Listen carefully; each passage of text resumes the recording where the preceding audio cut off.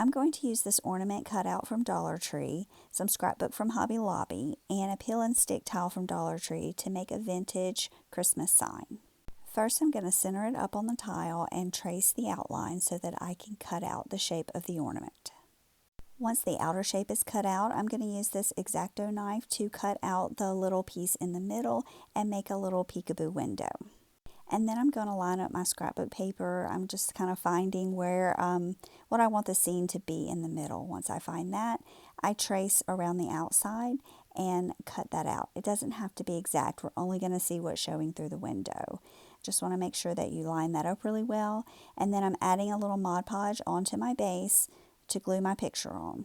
And I'm just checking again to make sure it lines up like I want it to, make sure everything is straight. Press it down, and then I'm going to cut off the extra because I don't really need that much. Once I'm sure that that is lined up good, I'm going to start gluing my tile piece around the outer edges of my ornament and on the center too. And if it doesn't line up exactly on the edges, that's okay because we're going to kind of camouflage that when we paint it. Now I'm going to use some of this moss colored chalk paint from Waverly. I'm just going to use my chipping brush to really get down in all those grooves and give it a good thick coat of this green. And then use a smaller brush to kind of trim the edges around the picture underneath. Then I'm going to cover it with a layer of Mod Podge to seal it in. Once that's all dry, I'm going to use some antiquing wax. I'm going to brush it over the entire project.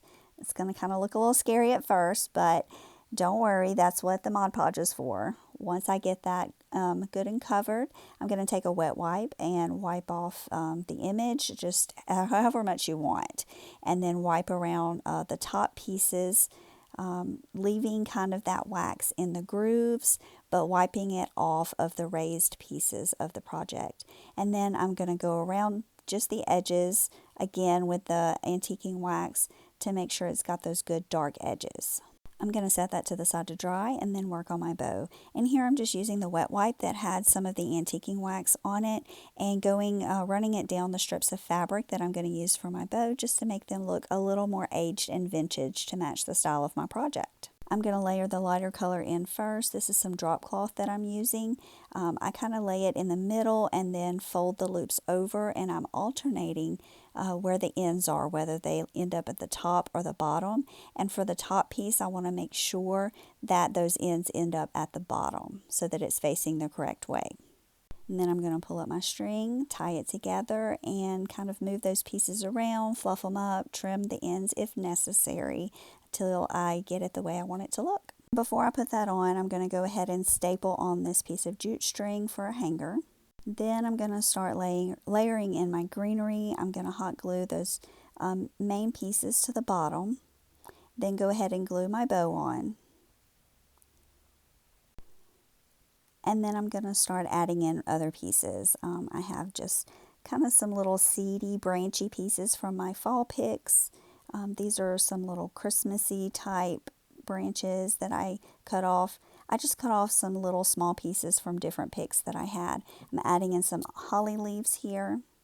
And I'm gluing on some little mini pine cones.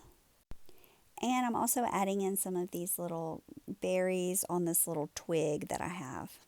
And to finish it up, I'm going to add this bell that I rusted up to the center of my bow.